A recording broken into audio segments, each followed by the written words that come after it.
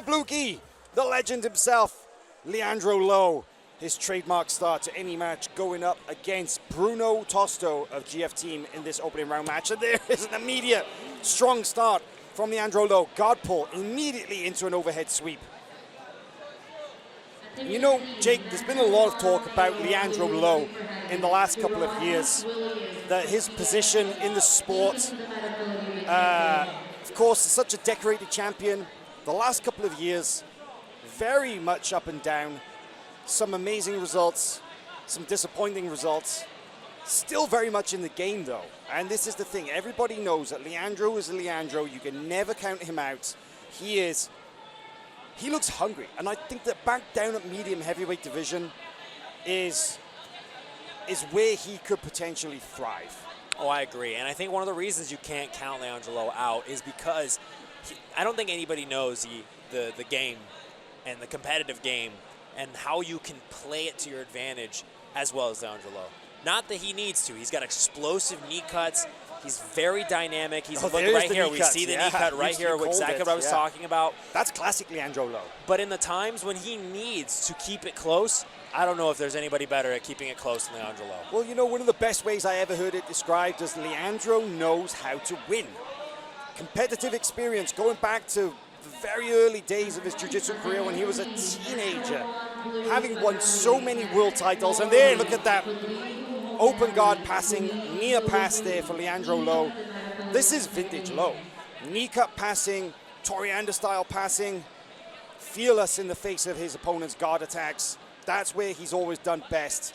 And we're seeing that right now in the opening 2 minutes of this match with Tosto.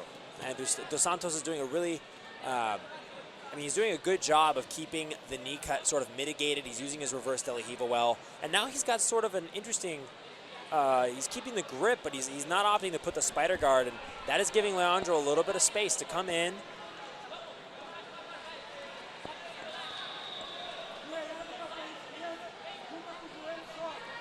Leandro putting his knee, just a little bit of pressure right on the belly of Tosto. He keeps on trying to pull away this leg. Tosto has a grip with the lapel. We'll see if he tries to use it to stand up.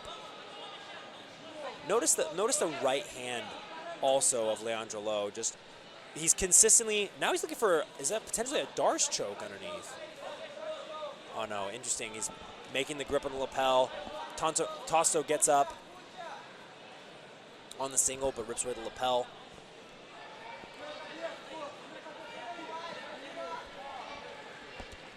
Oh, big Leandro Lo double leg. Out of points to 0.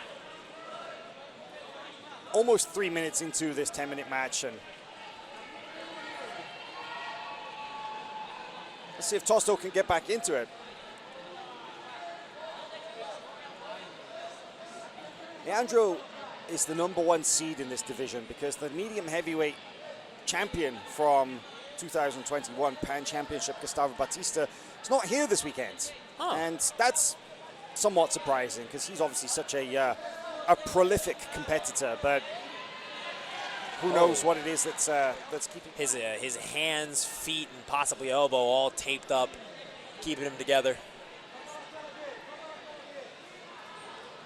And now this is what I love about watching Leandro as well, is you notice the pace change. He started out hard, and now he's up by 2, he's up by 1 advantage, and he's just going to keep on coasting. He's not going to put himself in danger. He's going to stay safe. Until he goes again. Until he goes again. And that's the thing, is you don't know when he's going to go again. Settling down into this position right here, this cross-face knee cut position. He's so good at this. He was one of the guys that wrote the book on this knee cut position. And there, gets past the legs, settles almost into the side. Tosto manages to turn, but that's good. Hey, good work from Leandro taking out that leg, putting Tosto back down. I don't think he stayed up long enough for Lo to score points on that one. If they get back up to their feet and they stay there for about 3 seconds and then return, then that can be 2 points. But in this case, it was just a mat return that didn't score. And this lapel grip around the leg, typically used for single legs, is really saving Tosto. He is having opportunities. He hasn't been able to net one fully yet, but he's had opportunities. Wait here. Choke attempt from Leandro Lo. Standing choke attempt. Oh, from the feet. Very close to the edge of bounds, and Tosto is trying to walk out. If he does, that could be a DQ if he's not careful. He Leandro's literally stood on the yellow. Let's Interesting situation not a lot of competitors are faced with. How often are you submitted from your feet? Really, very rarely.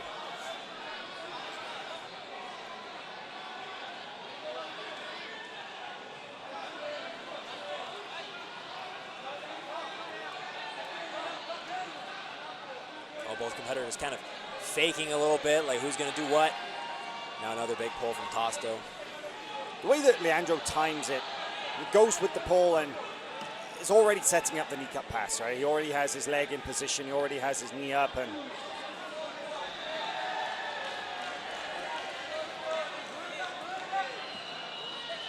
once again, just staying true to this knee cut.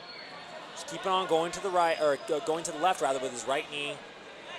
And now this time Tosto does not have the lapel. He's going to give up potentially the back here. no pass points because Tosto is on his side. Definitely the threat of giving up points for the back though if Leandro can get the hooks.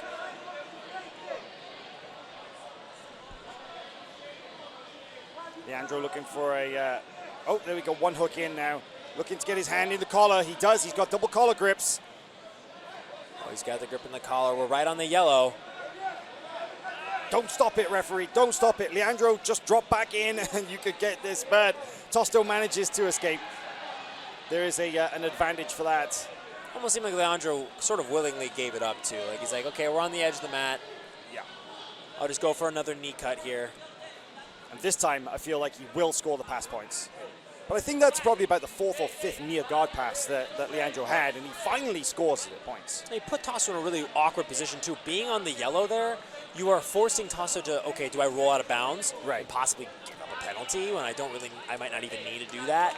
It's an interesting position to be in, and it's like we say, Leandro very experienced, and now possibly looking for a Kimura. Kimura attack here. He's got the grip of the wrist. Maybe drop off for an arm. He's tugging on it. He's got the grips, the hands are set. He's keeping his arm really tight, but Leandro is pulling it up. This could be it. Tosto's in trouble here. We'll see if Leandro transitions, just opts to take the back with this Kimura grip. Yeah, he gives it up. Tosto defended well by grabbing his own collar. That's a very common defense to that, and it's harder to rip that out than people think, right? That when people are very stubborn at keeping their hands gripped or the grip in their own collar, it's not as easy as you'd think to pull that out.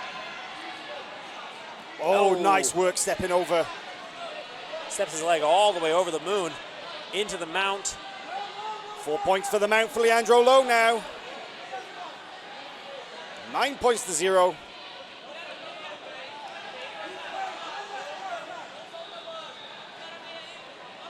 Leandro just looking at the clock.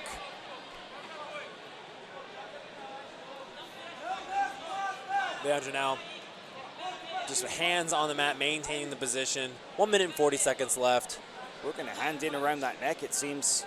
Trying to take a collar. And you know, excuse me. I was going to say that the game plan here, I think Leandro can coast in the same way that we were recommending Jensen Gomez coasts. They have a hard match coming up as well. But Leandro Lo uses the gift wrap to open up the back here.